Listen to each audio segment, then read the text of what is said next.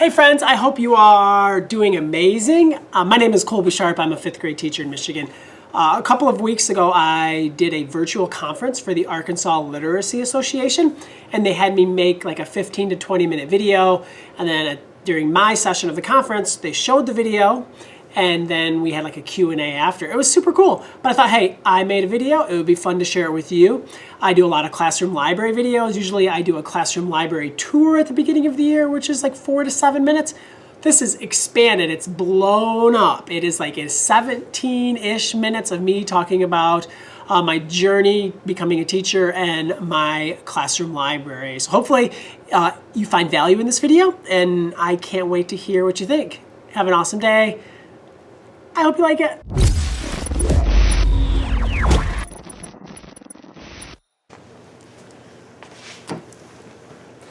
Hi, my name is Colby Sharp. I am a 5th grade teacher at Parma Elementary in downtown Parma, Michigan, a teeny tiny town with one blinking light. It's a town that I grew up in. I now teach 5th grade in the classroom that I had 4th grade science and social studies in with Mr. Thatcher back in the day, and I love my job. I love my life. I am one of the luckiest people on the planet. I get to do what I love and what I'm passionate about every single day. I am the author of 2 books. Both came out in 2018. The Creativity Project, an awesome, tastic story collection, a book that I collaborated with 44 creators. I am one of them and also the editor.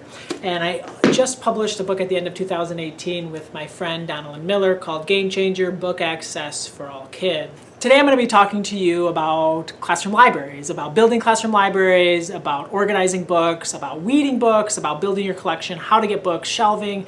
I'll take you on a tour of my classroom library. It should be a lot of fun. Before we get too far into this video, I want to just tell you a little bit more about myself to give you some context for who I am and the work that I'm doing here in the village of Parma. I grew up in Parma. I can see my parents' house from my school. I graduated from Western High School, and then I went to Jackson Community College and then on to Western Michigan University, where I graduated with a Bachelor of Science in Elementary Education. From there, I spent 1 year as a long-term sub in the school that I student taught in, Lakeview Schools in Battle Creek, Michigan.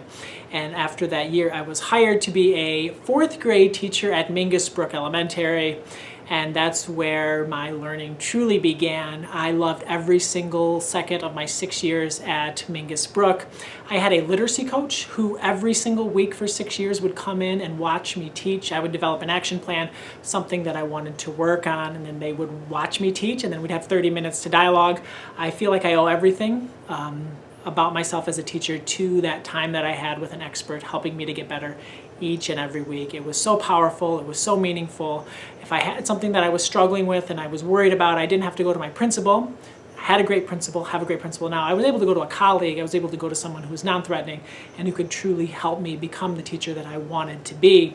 Eventually I got a chance to become a data coach there at Lakeview and then a literacy coach, and what was so powerful about my 2 or 3 years doing that was just the learning that I was able to do, was being able to dig in. We did a lot of classroom library research of our school. We looked at books in the library. We looked at how classrooms were organizing the library. We looked at the diversity of the books in our school collections. And we did a lot of work, and we were able to grow classroom libraries tremendously. After 6 years at Lakeview Schools, I came home. I came to Parma Elementary, the only school I ever would have left for. I just had to be here. My kids are in this school district. My wife is a high school science teacher in this district, and it just felt like the place that I wanted to be. This is my 6th year now teaching at Parma Elementary, and I am so proud of the work we're doing as a school building, as a school family. We have done so much to build the lives of our readers. We have increased book access in students' homes. We've increased book access in our school library and also in all classroom libraries. We're doing a lot of work, and we're working really, really hard. And I just feel very fortunate to be learning with truly amazing people who love kids so very much. That's a little bit about me. Now we're going to get into the portion where I talk about classroom libraries. Before we get into that though, one last thing. I'm going to kind of take you around this library a bunch in this video. Things might look different. And what it is I just want you to know I'm recording this video over 2 days. So in part of this video, I'll be wearing something else. And There might be papers lying around in other places. I promised I did not prepare in terms of organizing anything at all. If it's a mess, it's because that's just the life we live here in 5th grade. I wanted it to be as authentic as possible. All right, here we go. Classroom library tour. All right, entering the classroom, you will, let me turn this around here. Sorry, when you enter the classroom, here's just a quick overview of where we hang out all day. Right when you walk in here on the left, what you can see is where we recycle our lunch trays. We even have books in our lunch tray recycling box. A lot of these baskets are nonfiction. And all of our nonfiction baskets have yellow tape. That's just an easy way for us to know that those are nonfiction. We get into biography here. I labeled biography tubs in the 60s, and they start at 60 with arts, flight, history. Just kind of took all of them and broke them into different categories and then gave the categories names. Same thing with animals. Early in my classroom library, everything was just animals 70, and I found that kids were having a really hard time finding the books that they wanted. So the same thing, my friend Margie Culver, Love of Xena Online, we kind of broke them into different categories, the animals ones, so that it was easier for kids to find the books that they wanted. Did the same thing with social studies books, now divided into different wars, history, military. Get into science, the same thing. It just used to be science, very general, hard for kids to find books, also hard for me to find holes in my library. So we broke it into more specific things to help kids find the books that they were looking for. Over here you see poetry and also sports. You'll notice that these tags are green. Green means it could contain both fiction and nonfiction in the same tub. As you know, poetry could be poetry about living things, animals, different things that could possibly happen, and also fictional poetry, like this example here. Sports are the same. You could have like this, Christmas in Cooperstown is a fictional story, and Between the Lines is a nonfiction true story of Ernie Banks. So that's why you see the green tape. Yellow means nonfiction, green means combination of fiction and nonfiction. You kind of see we have a lot of bookish art here on the walls. Anytime an author visits and they draw, we try to frame those to celebrate that. Kind of fun, a kid made me this. Kids are awesome. All right, heading over here to the other side of the classroom. This is where our the fiction portion of our library is. It's divided into realistic fiction. That's where we'll start, and that's tubs 1, 2, and 3 based on author last names. You can see that the tubs here are blue. Blue means fiction.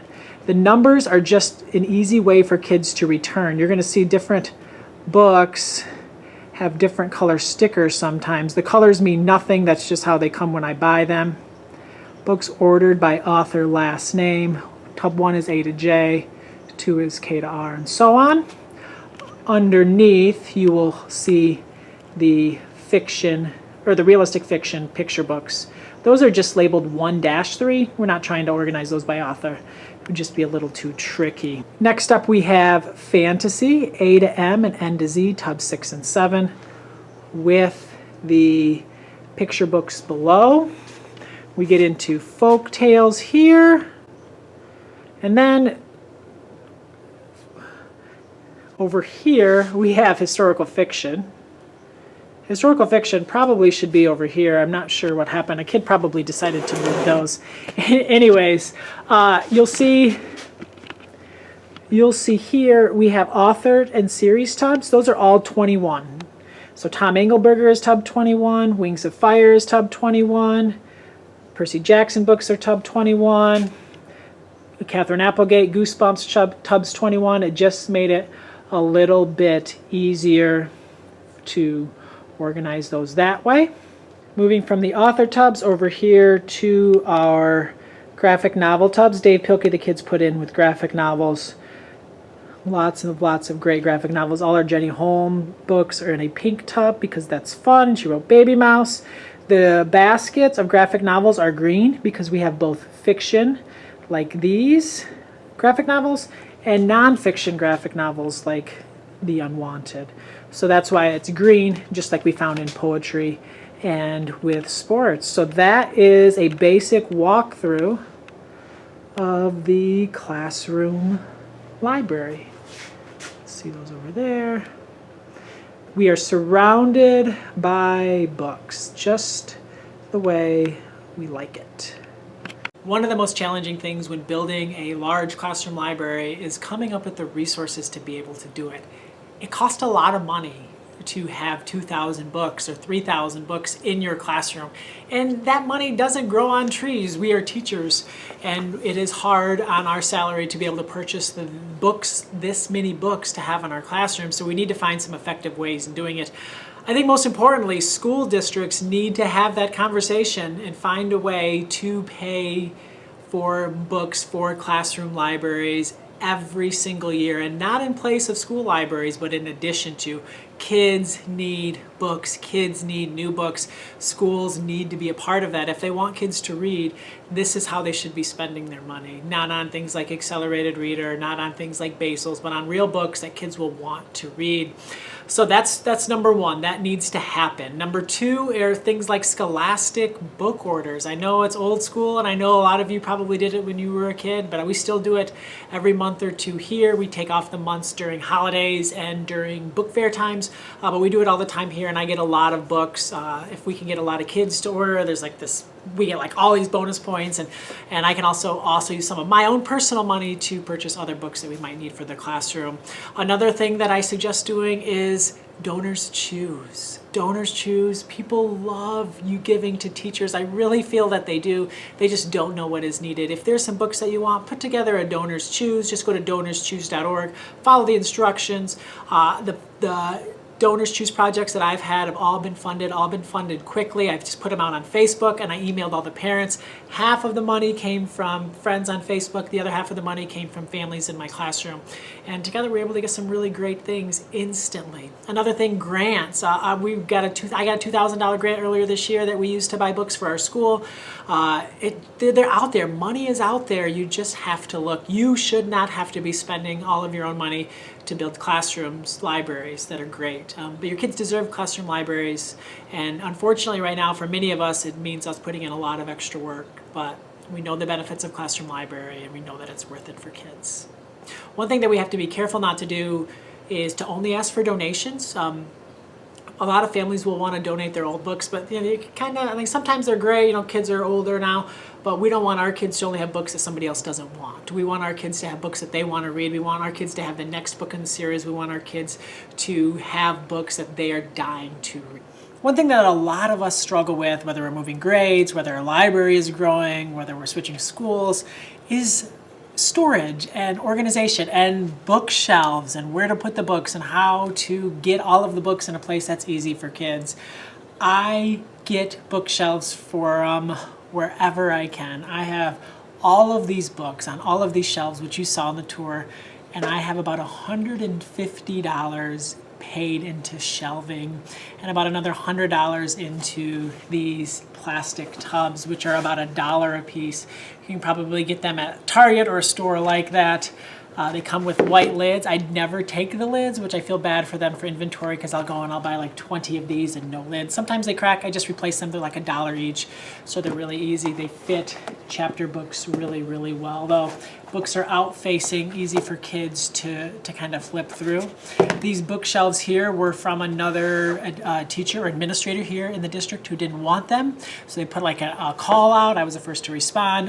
The light wood color bookshelves that you saw throughout the classroom, I built those with my father-in-law and my uncle-in-law. We just took some dimensions and what I wanted, and we just spent an afternoon one day building them. So that's actually the only money that I have, is the lumber and the screws that it took to build those.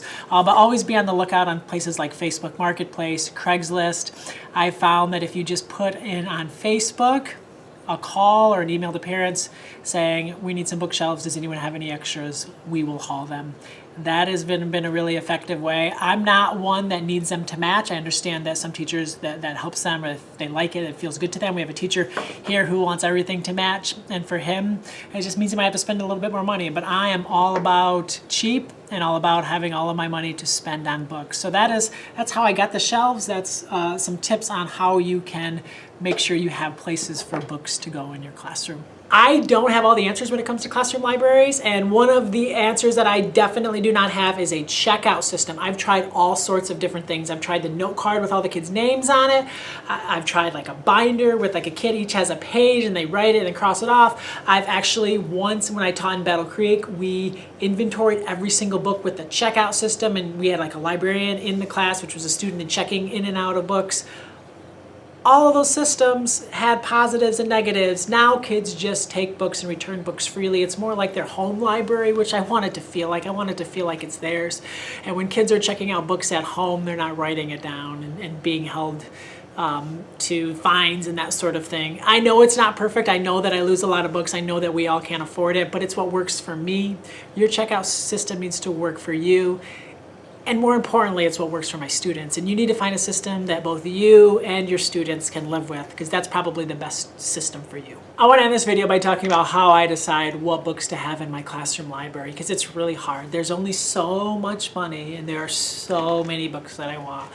So for me, when I have money to spend on books for my classroom, sometimes I will spend the money in the summer replacing books. For example, Amulet series is a super popular graphic novel series by Kazuo Kobayashi. That series, I always replace books that we lose in the series or fall apart. Books like Smile by Raina Telgemeier, Dog Man by Dave Pilkey, those books I'll also replace.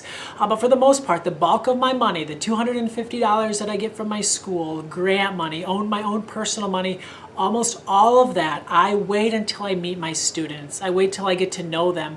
I wait until they get to know themselves a little bit better. I wait until they figure out what it is that they love to read. And then we talk about it. We make lists. I have a running list that I keep on my phone where we add titles in a series that might be missing. Or if a kid tells me that they really are interested in cars, we'll put car books on there. And then I'll sit down with that kid and we'll go to a website like Amazon, and then we will find out what car books that maybe we can add to our classroom library. Because I want the classroom library, friends, this classroom library in this classroom in Parma, Michigan is not mine. I organize it, I help facilitate it, I help to bring in money so that we can get books, but it's theirs, it's the students. This library needs to reflect them and their lives and the books that they want to read. The books need to reflect the people that they are and the people that they want to become. The books need to reflect people that look differently from them, people that look similar to them, experiences that they have in common with characters, experiences that are different, topics that they want to learn more about, topics that they've never heard about. My classroom library isn't mine at all. It's our classroom library, it's their classroom library. And by waiting until I get to know my students, I'm in much better shape to help make sure that this library is a place that they will want to check out books, where they will want to borrow books, a place where they can find themselves within the pages of a book. Thank you so much for tuning in. If you ever need anything from me, email me, colbysharp@gmail.com. I will get back to you as soon as I can. I want to help. I want to make sure that all of these kids all over the world have the books that they need to become the people that they want to become. Thank you so much for tuning in. Have an awesome-tastic day. Happy reading.